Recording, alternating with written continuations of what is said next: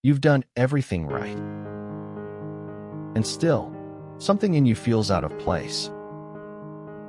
You wake each morning inside a life that looks familiar, but moves like someone else's dream.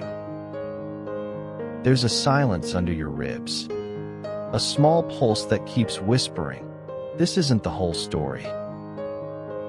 You've lived by rules you never wrote, chasing light that always stayed just out of reach. But what if you were never meant to chase it?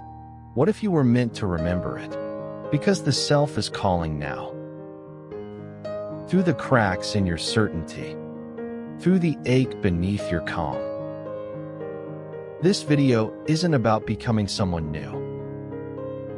It's about turning toward the door you've always stood beside, and finally stepping through. The door you've been standing beside. You've done everything they asked, and still something inside won't settle.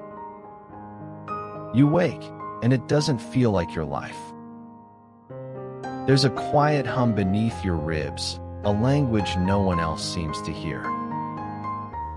You're not broken, just misplaced, walking a road that was never yours. The map in your pocket is smudged, and the handwriting isn't your own. You've been living by rules you never signed, silent contracts written in rooms you don't remember entering. The steps have been correct, the hours obedient, yet the air feels thin. Maybe you've sensed it, that faint vibration behind ordinary days, a door waiting in the wall of routine. Tonight, you finally turn toward it. A door creaks open. On the other side, not a destination, but a feeling, warm light pooling on old wood. A whisper moves through the grain of the world. Reality is not a verdict. It's a conversation. You breathe slower. Something in you has been waiting for this line all your life. The rules you've lived by are not iron, but sand. They were poured into you by voices that loved you, feared for you, or never saw you. You wore them like weather, mistaking climate for sky. But beneath the weather lies a continent, one carved quietly with your name. You feel your feet again, as if you've been walking on tiptoe through someone else's dream. Jung would lean close here, asking you to listen beneath the mask.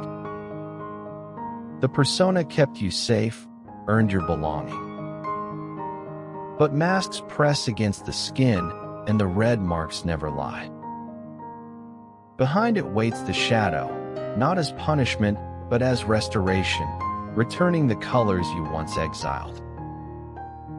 You remember the shades you forbade yourself to feel, and how gray the days became when you did. They told you life is hard, desire dangerous, sensitivity a flaw. And because the world mirrors belief, it reflected those rules back at you, obediently, faithfully. But mirrors are not judges. They only echo what stands before them. You touch the glass, and it warms under your hand. Belief is not a thought. It is the gatekeeper deciding what enters your field. When you believed in lack, the world narrowed to corridors. When you believed in threat, every open hand looked like a trap. Now you sense another possibility, that your noticing was trained, and training can be unlearned. Listen, not to the noise carved into your nerves, but to the old river moving underneath. It carries a different language, the one dreams use when they hand you a key and call it a stone.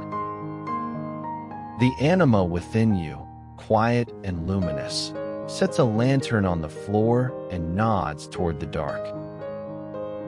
Not as warning, as home. Outside, the world rattles on with its clocks and credentials. But inside this doorway, time loosens. Your oldest possession, attention, returns to your palm. You see how you've been crowning fear and calling it realism, crowning fatigue and calling it maturity. Yet attention itself is an act of anointing, a quiet sacrament of seeing. You take inventory of the invisible vows, to never outshine, to stay small, to earn your breath through effort. You name them softly. Each one loosens like a knot in wet rope. There is grief here, yes.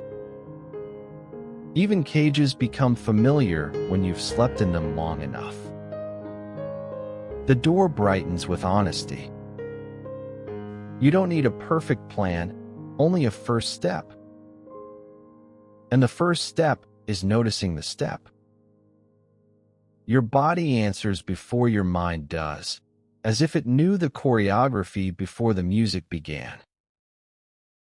The floorboards sigh in approval when you move. Beyond the threshold, nothing dramatic happens. That is the point. The world doesn't rearrange, it softens. You feel spacious, not because the room expanded, but because permission did. The breath you take is slow and new, and the room hears it. You are not here to destroy reality, but to renegotiate it. To write in the margins until the margins become the page. The self waits, patient, ancient, kind. You are the one who arrives. You are the one who names. So you ask the only question that matters, whispered to the door that is also a mirror. What rule have I obeyed that was never mine? The silence that follows is not empty. It listens with you. And in that listening, your life begins to change. The lens that names your world. You wake to the same walls, yet something in their silence feels rearranged. It's as if the air itself is whispering that everything you see is built on what you believe. Not the world outside, but the private architecture inside your mind. The bricks are invisible, but they decide the shape of every door you walk through. Belief is not a thought. It's a lens that edits reality before you ever meet it. If you believe you're unworthy, life quietly agrees. If you believe the world is scarce, every abundance looks suspicious. And the strange part, you never chose those beliefs. They were inherited, folded into you like childhood lullabies that never stopped humming. Your mind, miraculous and loyal, filters the universe through these patterns. It's not magic. It's the reticular system in your brain, deciding what you notice. When you learned a new word and saw it everywhere, that was your mind's gatekeeper. Now imagine that gate choosing what you see about yourself. What have you trained it to let through? Jung once wrote that we do not see things as they are, we see them as we are. You begin to understand. The mirror doesn't lie, it only repeats. If you whisper scarcity long enough, reflection turns gray. If you whisper possibility, light returns to the frame. The mirror changes, not because it decides to, but because you do. You remember the phrases sewn into you like stitching. Be practical. Don't dream too loud. Money doesn't grow on trees. Each sentence a seed that grew into walls. You lived inside them, mistaking them for sky. But belief, once seen, becomes negotiable. And that is the beginning of freedom. A scene unfolds in your mind, a library with no walls, filled with glowing books. Each title reads like a rule you've lived by. Some pages crumble to ash when you touch them. Others pulse with quiet light, waiting to be rewritten. You realize the library isn't outside you. It is you. You kneel, fingers grazing the spines. Every book opens to a moment, a voice telling you who to be, what not to want. The echo of those voices shaped your reflection. And now, for the first time, you speak back. You say, "This rule served its time. It may rest now." The air shifts. The shells breathe. You feel how belief and body are married. When you trust scarcity, your shoulders tighten. When you trust abundance, your breath widens. Every cell listens to your convictions. Even the smallest belief carries the weight of a prophecy. So you begin the practice of gentle rebellion. Each morning, one thought is replaced. "I never have enough" becomes, "I am learning to receive." "I am alone" becomes, "I am surrounded by quiet allies." And the body, skeptical at first, begins to believe you. Reality starts to soften, not because the world changed, but because you did. The gatekeeper within starts to widen its range. You notice small kindnesses, forgotten opportunities, the shimmer behind ordinary events. This is not imagination. This is perception healing itself. But there's danger too, the temptation to fix, to rush, to prove your worth through progress. You remind yourself, this isn't about control. It's about conversation. Belief listens best when you whisper. You close your eyes, letting the silence gather. Underneath thought, something steady hums, the original note before language. This is the self, the quiet ground beneath every idea of who you are. It doesn't argue. It waits. And you understand, belief isn't the prison, forgetting that you can choose is. The walls crumble in silence, not through effort, but through sight. You exhale lighter. The air inside you feels wider than the room. The spotlight of focus, the echo of attention. You've begun to see it now, how the outer world bends toward the shape of your gaze. Focus is alchemy. Wherever you point it, something grows. And for most of your life, you've been taught to aim it at what's wrong. You call it awareness, but it's really survival rehearsed too long. You've been scanning for threat, disappointment, proof that you are behind. And what you seek, you feed. Because attention is a form of worship, and your devotion has been misplaced. Imagine your mind as a lantern swinging through a dark corridor. Everywhere its light touches, color returns. The rest remains gray, waiting for you to notice. This is not metaphor, it's neurology wrapped in myth. The universe listens not to your words, but to your focus. The moment you say, "I can't," it gathers evidence. When you whisper, "I might," it rearranges. Reality is obedient to the tone of your seeing. You remember moments when the smallest shift in focus changed everything. The way grief softened when you looked at it with mercy. The way fear eased when you stopped trying to win and simply stayed. Focus does not fix, it invites.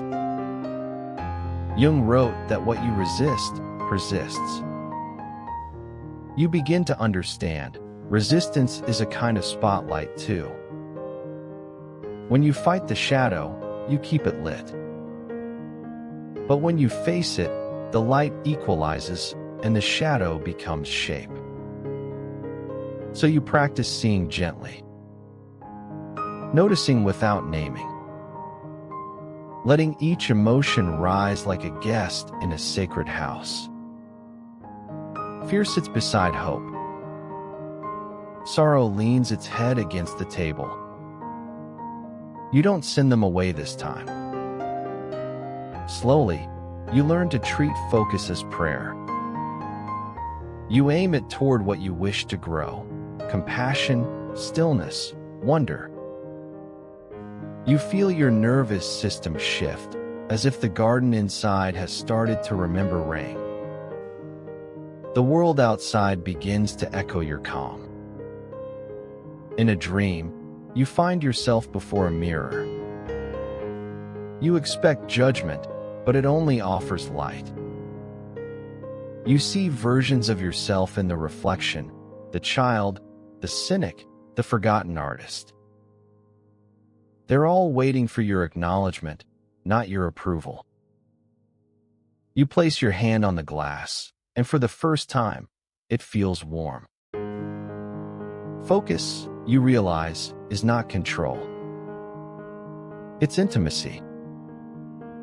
It's how you love something into being. Even the smallest detail, the way sunlight trembles on a cup, becomes proof of belonging. But this isn't easy. Your old reflexes return like ghosts. They whisper scarcity, shame, urgency. You thank them for trying to keep you safe. And then you turn the lantern elsewhere. Each day you practice the art of choosing, to look for evidence of life responding kindly. To look for beauty, not as decoration, but as confirmation that the soul still breathes. It changes you. And through you, it changes the room. Focus becomes the threshold between shadow and awareness. It doesn't ask for optimism, only sincerity. Because the mirror doesn't need your smile, it needs your gaze. And as you look, truly look, you start to see the self peering back, not as an idea, but as a presence that has been waiting for you to notice. Every reflection softens. Every breath deepens. You close your eyes. The mirror remains. Inside the darkness, a quiet realization blooms. You were never trying to manifest a better life. You were trying to remember the one that's already here. The bag of bricks you don't remember lifting. You begin to feel it, the heaviness you've called normal. The quiet ache that sits beneath every goal, every smile. It isn't depression, not exactly. It's memory wearing your shape. You've carried this weight for years, believing it was responsibility or strength. But when you look closer, you see it's something smaller, older. A collection of emotions you never had permission to feel. Grief, regret, the quiet shame of needing more than you were given. Each emotion you refused became a stone. And you built your identity around the pile. Now, at last, the pile begins to tremble. Not to collapse, but to be released.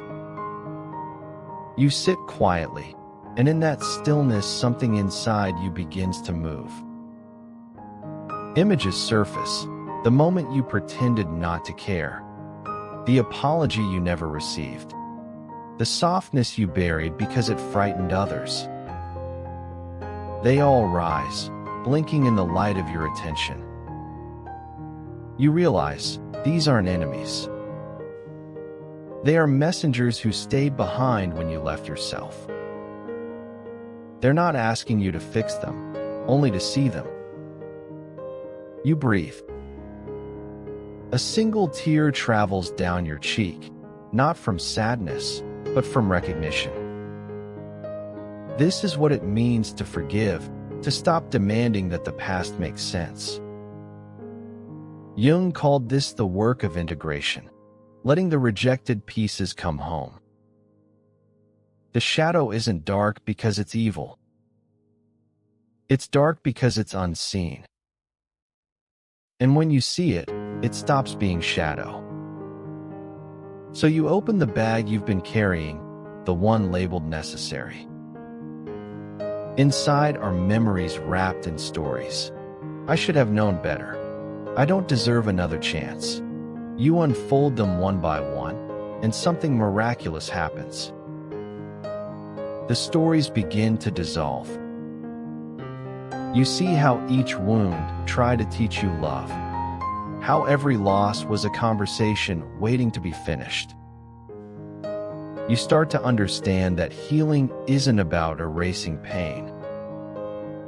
It's about learning how to hold it differently. Outside, the rain begins to fall. You step out barefoot, and the drops hit your skin like soft applause. Each sound a reminder, release doesn't have to be loud. It can be quiet, like water remembering how to move. You let go, not by force, but by honesty. You name what still hurts, and it loses its power to hide. You whisper, "Thank you," even to the ache that stayed longest. Because it taught you endurance and tenderness and the secret language of depth. A light flickers in the distance, not salvation, but space. The air feels lighter because you finally set something down. The body responds before the mind does. Your shoulders lower, your breath finds rhythm. You realize you've been dragging old seasons through new doors. And now, for the first time, your hands are empty enough to receive. The river inside you begins to move again. Grief turns into current, regret into rain. You close your eyes and listen to the sound. It's not mourning anymore. It's music. You understand now. The wait was never punishment. It was the echo of love misunderstood. And love, when seen clearly, always sets itself free. You bow your head slightly, not in defeat, but in reverence. Because something holy happens when you stop running from what hurt you. You become whole. The prison with an unlocked door. You've begun to notice the quiet architecture of your own limitation. How each choice, each hesitation, seems to trace the outline of a rule you never agreed to. Rules that whisper from somewhere deep in the bones. Be good. Be safe. Don't ask for too much. They sound like protection, but they are prisons built from tenderness.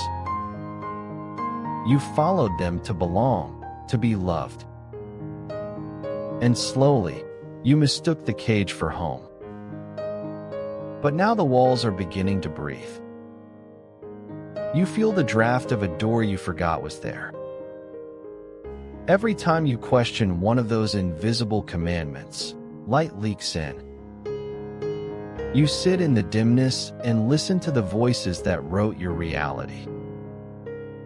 Parents, teachers, the chorus of expectation. Each one meaning well, each one passing forward their own fear.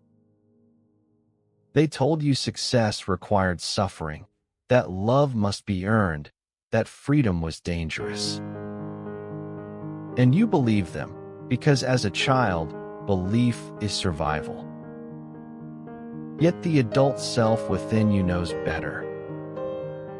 It whispers, what if the rule was never true? What if the bars were made of words? Jung said that until we make the unconscious conscious, it will direct our lives, and we will call it fate. You begin to see that the script wasn't written by destiny. It was dictated by unexamined memory. And the only way to change the story is to pick up the pen. So you start simply. You write down one rule that no longer fits. I must work myself to exhaustion to matter. Then you write its opposite. My worth is inherent, not earned. The page trembles slightly, as if the ink itself were waking.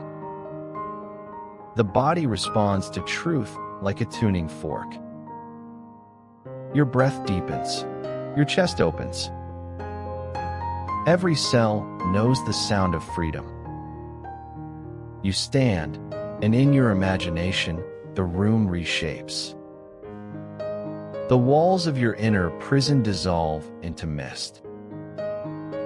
You take a step, and the ground welcomes you like an old friend. Outside, the air tastes clean, unfiltered by permission. The shadow of the old self lingers at the threshold. It isn't angry, it's confused. You reach out and touch its hand. For a moment, you see the beauty in its caution. It was never your enemy, only your armor. You whisper, "Thank you for keeping me safe." And with that, the armor loosens, falling to the ground like a husk. You realize that rebellion doesn't have to be loud. Sometimes it's just a quiet refusal to keep pretending. You can smile without performance. You can rest without guilt. You can succeed without apology. Outside, morning light begins to spill through a high window. Dust motes rise like prayers. You see how many generations try to survive the storm, and how you, by choosing differently, become the break in the chain. Every old rule had a purpose, to protect a smaller version of you. But now, protection means something else. To live honestly, to breathe fully, to trust the unknown again. You take another step, and the light widens. The doorway that once frightened you now feels familiar. You realize the door never locked. It only waited for your permission to turn the handle. You cross the threshold, and behind you, the echo of old commandments fades like dust in sunlight. Ahead, the air hums with possibility, not the forced optimism of motivation, but the quiet relief of truth finally spoken aloud. You smile, not because the world changed, but because you stopped asking for permission to belong to it. Action as alchemy. You've rewritten the rules. But belief, you discover, is not sustained by thought. It's sculpted by movement. The self doesn't awaken through theory. It learns through rhythm, through doing. You've spent years waiting for readiness. For confidence, for clarity, for the perfect moment. But readiness is a mirage. It appears only when you've already begun. You stand at the edge of your own hesitation, and something deep inside whispers, "Move anyway." The first step doesn't need certainty, only sincerity. Action is not the reward of belief. It's the birthplace of it. You begin small. You send the message you've been afraid to send. You start the project that's been waiting for your permission. You take the walk, write the sentence, breathe the prayer. Tiny acts that seem unimportant yet each one rewires the shape of your identity. Every motion becomes a conversation between fear and faith. Each choice says, I am willing to trust before I understand. And the universe, or maybe just your nervous system, responds in kind. You start to notice how energy follows engagement. How courage arrives after you act, not before. It's as if the bridge only appears beneath your feet once you step. This is the mystery of creation. The world waits for your movement to reveal its path. You look back at the times you thought you failed. They weren't failures, only unfinished experiments in becoming. Each one gave you data, texture, wisdom. Action, even imperfect, refines the soul the way the chisel shapes stone. In a quiet moment, you remember Jung's words. The hands will solve a mystery that the intellect has struggled with in vain. You finally understand. Some truths only reveal themselves when touched. You begin to see your life as choreography. Every decision a gesture in the dance between will and grace. You don't have to know the whole sequence. You only need to keep moving to the next beat. Fear still visits, of course. It lingers like a shadow at the doorway, whispering its favorite line. What if it doesn't work? But now, instead of arguing, you nod and keep walking. Because the answer to fear is not logic, it's motion. Your body becomes your compass. When you follow what expands your breath, you move toward truth. When you feel contraction, you pause and listen. This is intuition made practical, the self guiding through sensation, not slogans. And as you act, your world begins to rearrange. Opportunities find you, not by magic, but by resonance. Energy recognizes movement.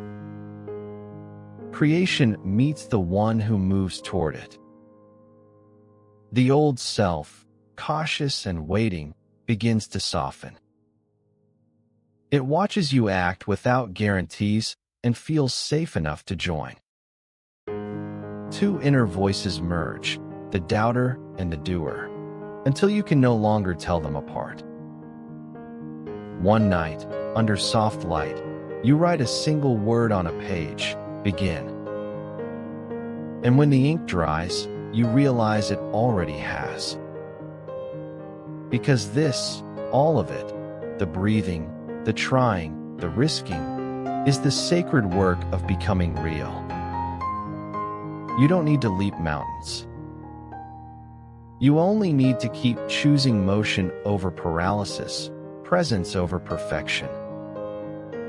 Each day you rise, take one true step, and watch as life meets you halfway. Movement creates momentum. Momentum shapes memory. And memory becomes the quiet faith that carries you forward. You exhale, not in triumph, but in ease.